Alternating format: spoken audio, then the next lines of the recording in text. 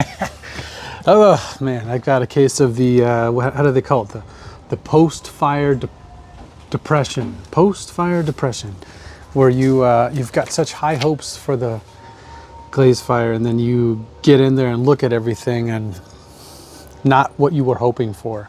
So anyway, I want to try to be as honest about my failures as I can, because I think it's easy, or it's tempting to just show only the best parts. But in this fire, I tested 4, 5, 6, 7, 8, 9 glaze combinations. And this is after, I don't know, a year of testing. So I'm getting closer. And a lot of this, though, is just not good.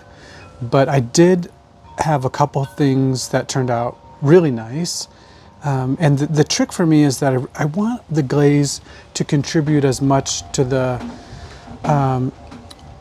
work as all the effort that goes into making the work. So I spend a lot of time trying to make texture on the side of the pots, like you can see on the side of this mug. Even though it doesn't, the glaze didn't do what I wanted, you can see there's those ridges on there, and I'm trying to give the glaze space to do its thing, to move, and then what we call break over those lines.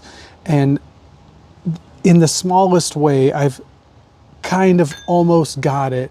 Like you can see on this glaze here, there's a bit of brown just here on the edge. And then in the lines, you can see it's a bit lighter there. Sorry, my dirty fingernails, how gross. I was digging in the garden. But that is kind of what I'm trying to do. And so I've got, I'm excited about that glaze. I'm going to keep testing that one. But many of these aren't that way. I'll show you one glaze that I was really excited about is this one here. And it just kind of turned out flat and not interesting.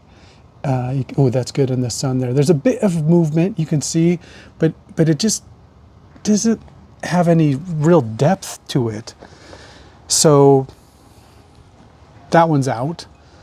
The other one I wanted to show you was this white, which I tested in the last fire and it turned out okay, but it's just not quite there yet. Sorry, it's not great, is it?